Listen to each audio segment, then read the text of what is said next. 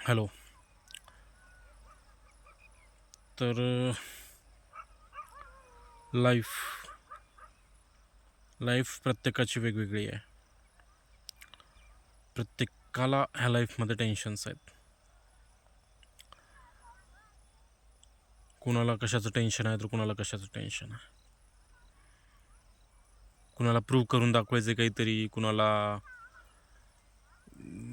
तिथल्या तिथं राहायचं आहे, कुणाला फिरायचं आहे, कुणाला फ्रीडम पाहिजे, कुणाला पैसा पाहिजे.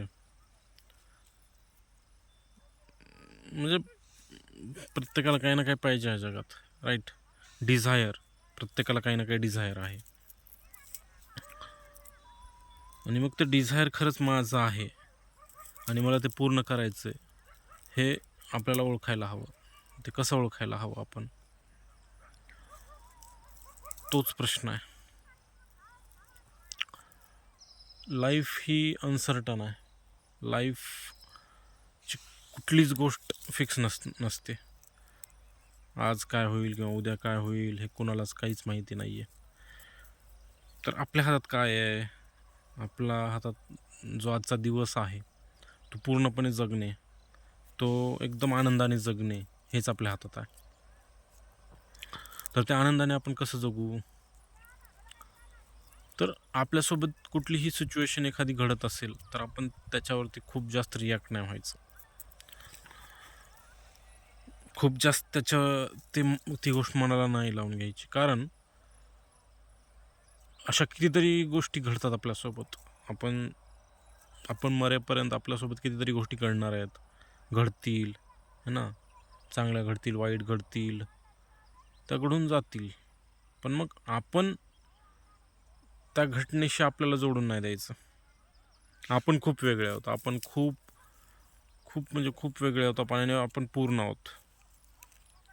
ऑलरेडी आपण पूर्ण आहोत. आपण बाहेरच्या वातावरणामध्ये किंवा बाहेरच्या जगामध्ये पूर्णत्व कधीच शोधू शकणार नाही आणि ते आपल्याला मिळणार पण नाही. आपण शोधतो पण ते आपल्याला मिळत नाही, कारण ते आपल्याला मिळूच शकत नाही, कारण आपण ऑलरेडी पूर्ण आहोत.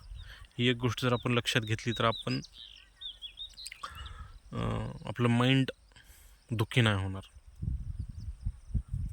कारण दुःखी हेच दुःख आहे माणसाचं. म्हणजे जो माणूस विचार करतोय की मला असं पाहिजे, मला तसं पाहिजे, तो जो विचार करतोय तोच खरा दुःखी आहे. दुसरा कोणी दुःखी नाही आहे. तो जो विचार करणार आहे, करताय, तोच दुःखी आहे. ही गोष्ट आपण समजून घेतली पाहिजे. आणि आपल्या दुःखाचं कारण आपण स्वतः आहोत. आपल्या दुःखाचं असेल, आपल्या सुखाचं असेल, आपल्या आनंदाचं असेल, त्याचं कारण सर्वस्वी आपण आहोत. हे आपण जोपर्यंत लक्षात घेणार नाही तोपर्यंत मला वाटतं आपलं दुःख कमी नाही होणार.